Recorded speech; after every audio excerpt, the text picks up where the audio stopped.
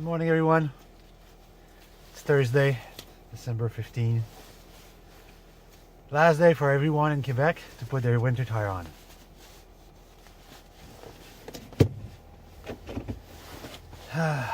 It's 1:30. About to go to work. Work.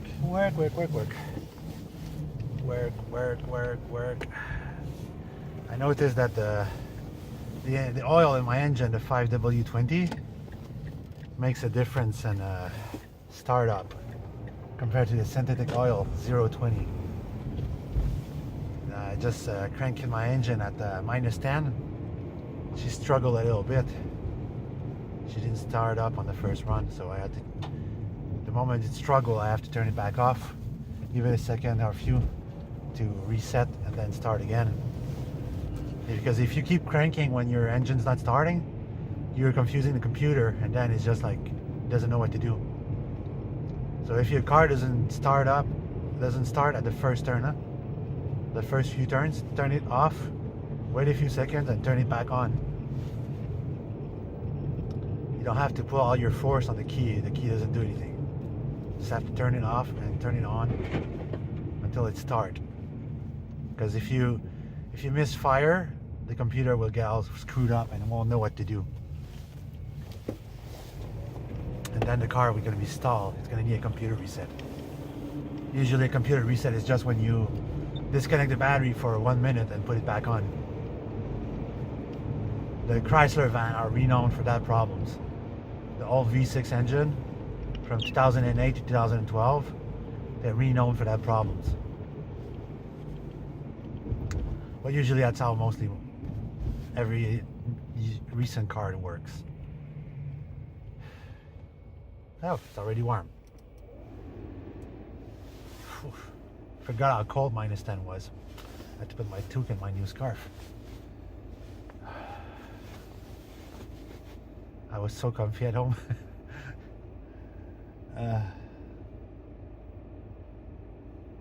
Yeah, it's getting colder.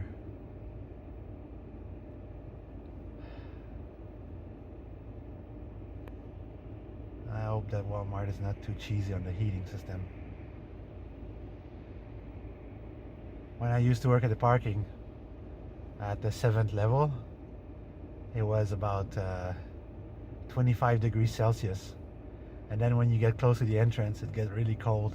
You could feel the cold from each floor. The Montreal Underground is pretty warm in the winter. But you have to remember that the underground is kept stable by freezing it. So that's how the Montreal downtown is, because the entire area of the downtown, the Montreal downtown, it's clay, and if they wouldn't freeze up the ground like they do, the clay would buckle under the weight of Place Ville-Marie and the other buildings. It's been like this for 50 plus years, and the technology has been improving every year to run more efficiently. Because what keeps the ground frozen is a fridge outside the main downtown area. It's called a CCUM. And this building, what it is, basically it's a big fridge. It's basically all it does is circulate the cold air, the cold liquid, to keep the underground freeze, and then recirculate back up. So in one direction you got these pipes that are bloody cold, and then the other direction you have these pipes that are bloody hot. And you can literally burn your hand. And these pipes, they go through the Place Bonaventure parking. People don't know what these pipes are. They think it's from the building, but it's not from the building. It's going straight through downtown. I visited that one time, and it was quite awesome to see the wall of the buildings, the underground buildings, and the clay that's been there for millions of years, frozen solid. It's not something you can visit just as you please. It's really really spectacular to see. And -10 will freeze your bottle instantaneously. My water is frozen solid. So is the other one in the back. I need to bring a cooler in the car to keep my water liquid. I'm not in the right lane. Shit.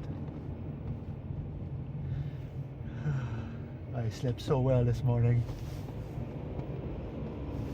These are the weather where I would just quit everything and just sleep. Sleep.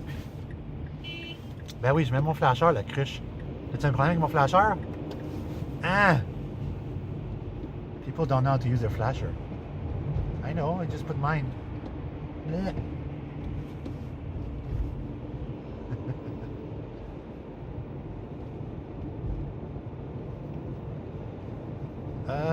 It's not watery this morning. It's pretty, it's not slushy. It's very, very dry on the road. Like I say, when the sun hits the ground and it's cold outside, it warms up the asphalt. But at this weather, -10, all water just evaporates and turns to ice. So the road right now are very, very dry. It's grayish a little bit. There's the sun, but the sun is shy. It's hiding behind the cloud.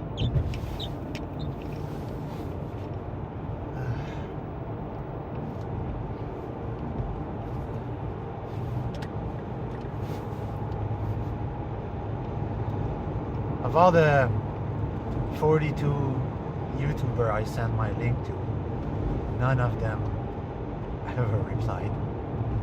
I had one message from one person, and I never heard of it again. And I know I wrote my text very roughly. It's the tone, the intonation of the text is very harsh, but it's to make people understand what is Agenda 21. And people are like ostriches. They want to keep their head buried in the sand. They don't want to hear about Agenda 21. Even though it is the most critical thing in their life, they have no idea that this program that the New World Order set up has an influence on their daily lives. They eat, they breathe, they drink, they smoke Agenda 21. They have no idea that this program that was set up a long time ago and just has been implemented in 2011 full force, they don't know that it's so influential in their lives. It's making them sick. It's making them ill. It's killing them slowly. It's making them dumber. It's raising their kin to be dumb. It's raising their teenagers, their college students, to be angry all the times, to be arrogant. That is what Agenda 21 is. It's a program to corrupt the world to such a level that they will implement another program, which is supposed to be Jade Elm 15, to control these people, control the situation. And eventually it will become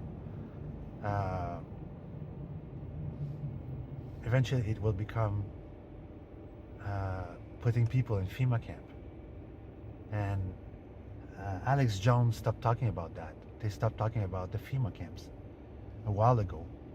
He talked about it and then just stopped moving on. But he doesn't follow up on what he's saying, on what he's doing. And here in Quebec, we don't have these things yet, but there's property being sold by unknown companies for millions of dollars on what they're worth. And this is what they're going to implement. They're going to start building FEMA camps around here. And a lot of RV retailers are getting their stock purchased by this unknown company. One person I know, he told me that they had like 21 RVs left over from this year, and a company came and said, we're going to buy your entire lot of surplus for this amount of money. And it was over. It wasn't under the price, it was over the price. He said, we'll give you this X amount of money for each and their discount was this amount of money, and this company said like, no, we'll buy it for like this price, the 21 lot. And I asked him like to investigate which other dealership managed to do that as well, and he told me 3 other dealerships across Quebec managed to do that as well. They sold 50 and 45 of their leftover RVs and camping trailers as a mass lot. And they say that every week there's 5 people coming every day, coming to pick up the vehicles and everything. And it's been going on for the last 3 weeks. But they say like we don't know where they're going. So when you go, next time when you go to a restaurant, like a fast food line, always remember you're eating part of Agenda 21. What they're putting in the food is made by Monsanto. It's made to make you sick, dumber, easier to control. What you watch on TV, it's generated in a way to make you dumber, to be controlled. What you buy, it's literally the program is on. And like I say, it's incremental. Little by little, it's going to happen. It's happening. It's implemented. And I can say I'm escaping this. I'm trying to, fortunately for me, for the last, since I started working for Walmart, for Mr. Lube, I mean,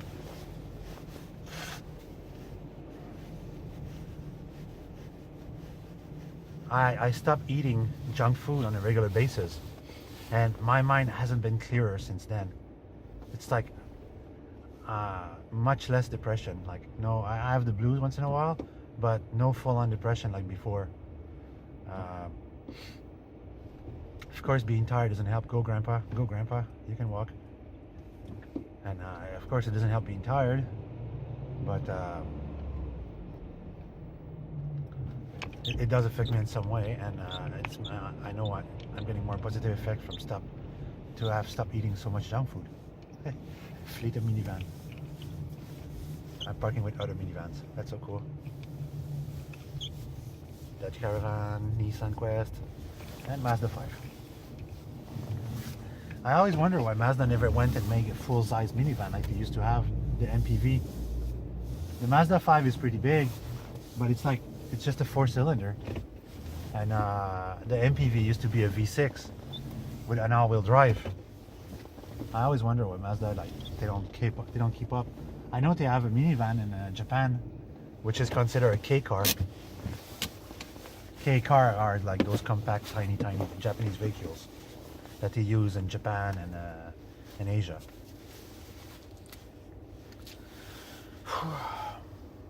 Anyway, I reached my work. I bid you guys a good day, and I'll see you tonight. Take care, everyone.